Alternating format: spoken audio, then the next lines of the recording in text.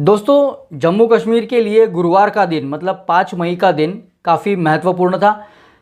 जम्मू कश्मीर विधानसभा की परिसीमन के लिए जो उच्चतम न्यायालय की रिटायर्ड जज जस्टिस रंजना देसाई की अध्यक्षता में एक आयोग बना था, कमीशन बना था, डिलिमिटेशन कमीशन जो बना था, उसने अपने आदेश को अंतिम रूप दे दिया और अपनी रिपोर्ट केंद्र सरकार को सौंप दी।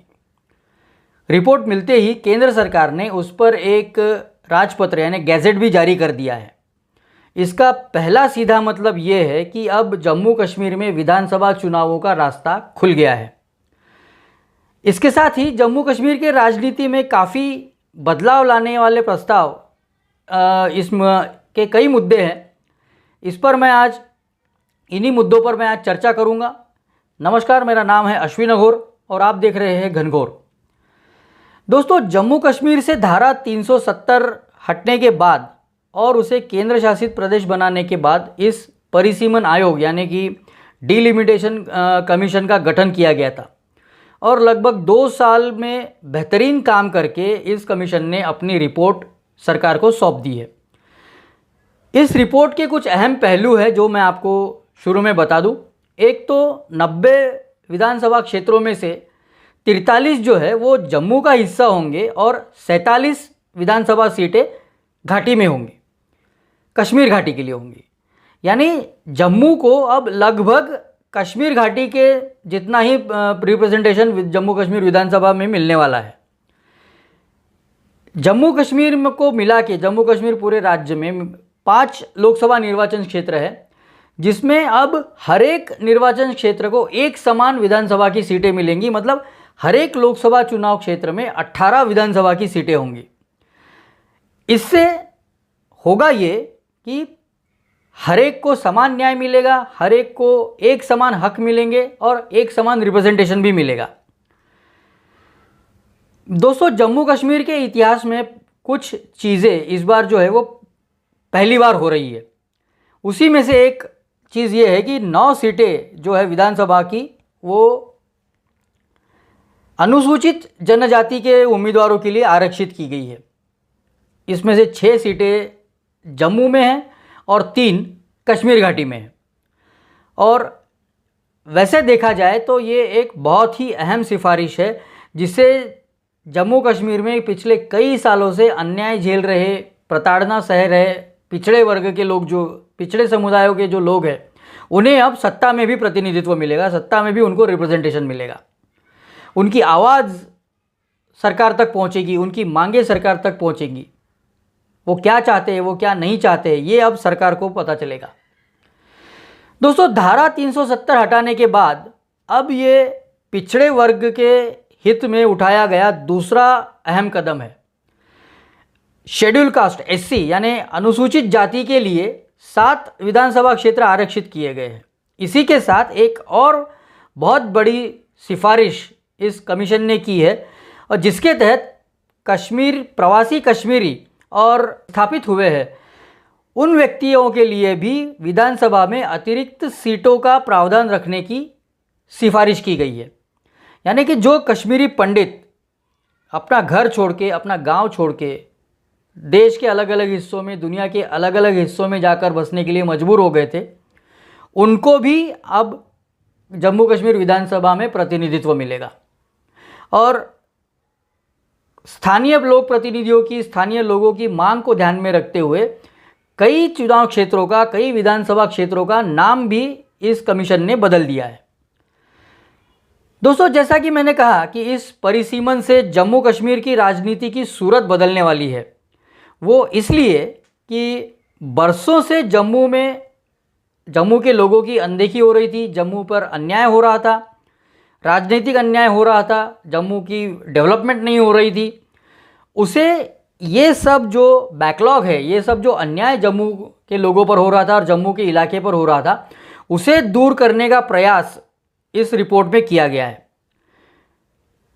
जम्मू कश्मीर के हिंदू तथा पिछड़े वर्गों के लोगों को भी समान अधिकार, समान रिप्रेजेंटेशन देने की कोशिश इस रिपोर्ट में की गई है, जिससे अब जम्मू कश्मीर विधानसभा में हिंदू विधायक जो है उनकी संख्या बढ़ेगी और इसी के साथ पाकिस्तान की सीमा से सटे हुए जो इलाके हैं, जहाँ से घुसपैठ, जो राज्य है पाकिस्तान की सीमा से सटे हुए, वहाँ से होने वाली जो घुसपैठ है और अन्य जो आतंकी गतिविधियाँ वहाँ से होती है, जिसके वजह से जम्मू का डेमोग्राफिक बैलेंस बिगड़ रहा है, उसको भी एक संतुलित करने की कोशिश इस कमीशन ने की है।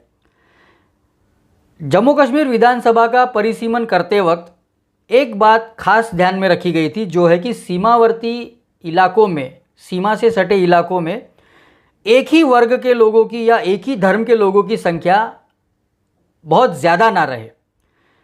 ये देश की सुरक्षा के लिए भी बहुत महत्वपूर्ण है। किसी एक वर्ग विशेष की या किसी धर्म विशेष की संख्या, लोक संख्या, जनसंख्या किसी इलाके में बढ़ जाती है तो वो राष्ट्रीय सुरक्षा के लिए, नेशनल सिक्योरिटी के लिए की दृष्टि से भी एक महत्वपूर्ण मुद्दा बन जाता है।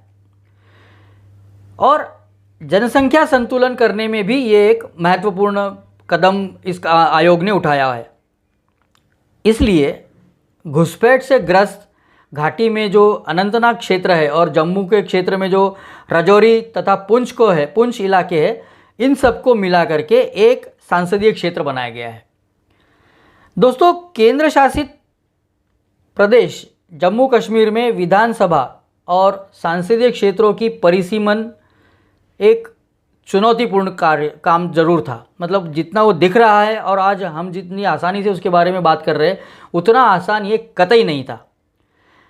ये जो कमीशन बना था, डिलिमिटेशन कमीशन जो बना था, आयोग जो बना था, उसने 20 जो ज़िले हैं जम्मू कश्मीर के, उसको मोटे तौर पर मोटी एक 3 व्यापक श्रेणियों में वर्गीकृत किया था, उनका क्लासिफिकेशन किया था।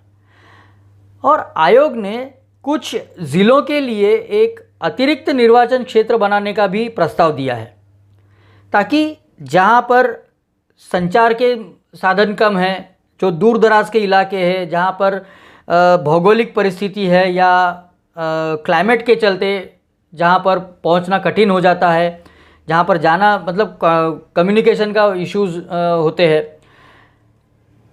ऐसे इलाकों के लिए सार्वजनिक सुविधाओं की कमी जहाँ पे होती है और अंतर्राष्ट्रीय सीमा पर जहाँ रहने योग्य परिस्थितियों का अभाव है, ऐसे इलाकों के लिए भी जो प्रतिनिधित्व है वो संतुलित किया जा सके, इसके लिए भी इस आयोग ने कदम उठाए हैं।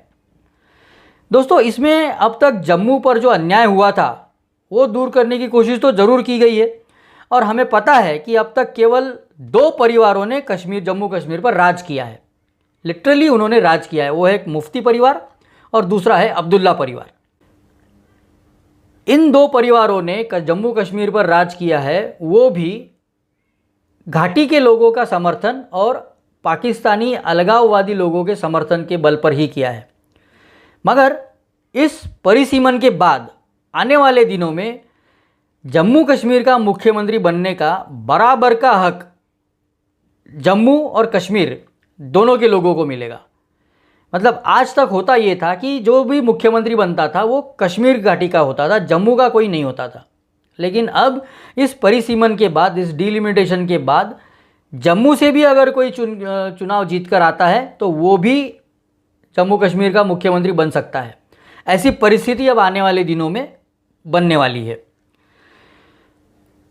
अब हो सकता है कि अब आने वाले दिनों में पहला चुनाव होगा जम्मू कश्मीर में, तब हो सकता है कि जम्मू कश्मीर को अपना पहला हिंदू मुख्यमंत्री भी मिल जाए। दोस्तों, एक बात और है, अपने देश में खासकर जम्मू कश्मीर में जो रोहिंग्या मुसलमानों की घुसपैठ है, जो रोहिंग्या मुस्लिम रेफ्यूजी अलग अलग देशों से आ रहे हैं जम्मू कश्मीर में, वो ज़्यादातर जाकर बस रहे हैं जम्मू इलाके में। और ये एक सोची समझी साजिश के तहत हो रहा है। इसमें सीधा उन लोगों का इंटेंशन ये है कि वहाँ का डेमोग्राफिक बैलेंस बिगाड़ के वहाँ पर जितने ज़्यादा मुस्लिम लोक संख्या बढ़े, उसकी कोशिश वहाँ पे हो रही है। ये जो कोशिश है, इसको ध्यान में रखते हुए परिसीमन में जो क्षेत्र बनाए जा रहे हैं, वहाँ पे जनसंख्या का धार्मिक आधार पर संतुलन बनाए रखने की भी कोशिश की गई है। और जैसा मैंने पहले भी कहा कि ये नेशनल सिक्योरिटी के हिसाब से भी, नेशनल सिक्योरिटी के नज़रिए से भी बहुत महत्वपूर्ण मुद्दा है, जिसे बिल्कुल भी अनदेखा नहीं किया जा सकता। और जम्मू कश्मीर के साथ साथ पूरे देश में शांति बनाए रखने का, शांतिपूर्ण और लोकतांत्रिक तरीके से रहने का एक ये और नया तरीका भी है। इसका असर काफ़ी अहम होगा और काफ़ी लॉन्ग टर्म होगा। दोस्तों, जैसा वादा केंद्र सरकार ने किया था उसके अनुसार अब जम्मू कश्मीर में चुनाव होंगे। दोस्तों, पिछले 7 सालों में सुरक्षा की स्थिति मजबूत करने के साथ साथ, मतलब जम्मू कश्मीर में सुरक्षा की स्थिति मजबूत करने के साथ साथ विकास और कनेक्टिविटी बढ़ाकर जो ज़मीन केंद्र सरकार ने तैयार की है उस पर फसल लेने का समय अब आ गया है। इसलिए इस विषय पर चर्चा करना, इस विषय पर बात करना मुझे ज़रूरी लगा और मैंने ये वीडियो बनाया और इस मुद्दे पर, इस बहुत ही ज़रूरी मुद्दे पर विवेचन करने की या कुछ चर्चा करने की मैंने कोशिश की है। यदि ये वीडियो आपको पसंद आए तो लाइक कीजिए, दोस्तों के साथ शेयर कीजिए और घनघोर चैनल को ज़्यादा से ज़्यादा सब्सक्राइब कीजिए। धन्यवाद।